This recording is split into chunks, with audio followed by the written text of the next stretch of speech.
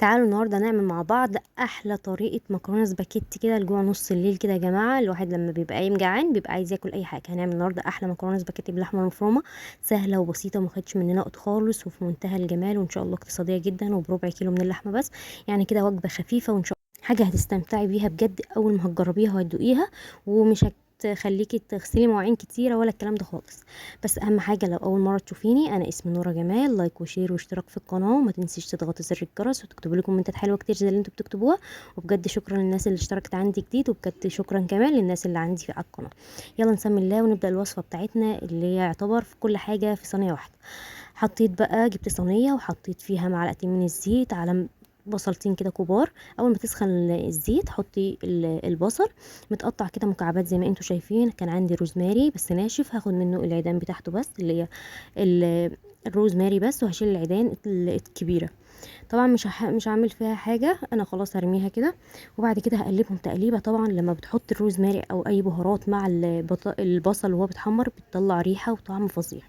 وبعد كده حطيت قرن من الفلفل. وهنا يا جماعه الخلطه بقى اللي يا ريت يعرفها يكتب لي في الكومنتات، دي كده سر اي نجاح اي شيف في مطعم. الخلطه دي انا عايزه اي حد يكتب لي في الكومنتات ايه هي، وبجد يبقى برافو عليه اللي يعرفها. حطيت بقى معلقه منها، وكمان حطيت ربع كيلو اللحمه اللي انا هعمل بيه المكرونه. اقلبهم بقى تقليبه كده مع بعض، واخلي اللحمه تتشوح خالص براحتها. طبعا حطيت فلفل وورقتين ورق لورا كده.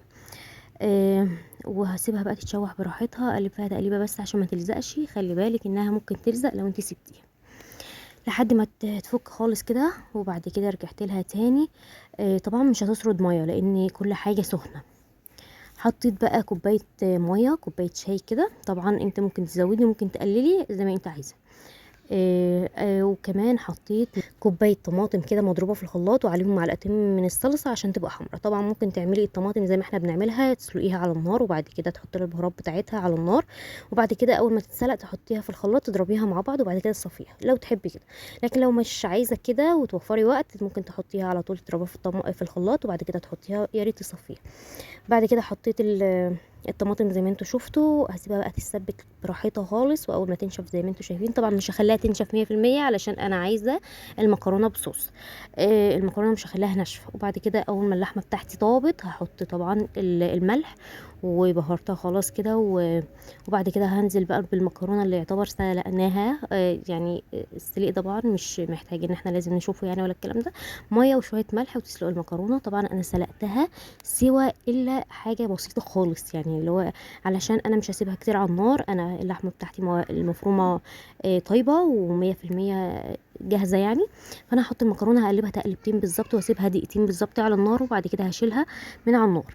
يعني مش محتاجه ان انت تحطيها كتير. دي احنا قلنا وصفه سريعه جدا، يعني ما وسخناش مواعين كتير ولا اي حاجه. هي حله بس المكرونه اللي احنا سلقناها فيها والصينيه اللي احنا عملنا فيها، مفيش مواعين كتيره ولا الكلام ده خالص.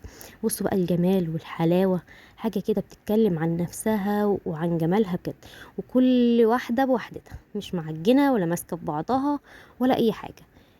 جربوها بقى واعملوها وبجد مش هتندمي. احنا بقى لما بتبقى قايمه كده بالليل وجعانه لازم تضرب معانا حاجات غريبه، اذا كانت مكرونه، اذا كانت بانيه، اذا كان اي حاجه طبعا هتيجي في بالنا انت بتحبي تعمليها جوع نص الليل. ده بجد حاجه اكتر من ان انت تجوعي اول النهار او اخر النهار. بس طبعا دي تنفع غدا وتنفع عشاء وتنفع اي وقت، مفيش مشاكل زي ما انت تحبي. وبجد طعمها جبار جبار بجد. حاجه كده في منتهى الجمال والحلاوه، وفي نفس الوقت ما خدتش مني وقت خالص. يعني يا دوبك 10 دقايق وعملتها، وكان طعمها بجد تحفه. اتدلعي نفسك بقى وبصي الحلاوه والطعامه وكل حاجه. اتفرجي بقى زي ما انت عايزه، وبجد قومي جربيها مش هتندمي خالص. كده عملنا بقى مع بعض الوصفه السهله البسيطه دي.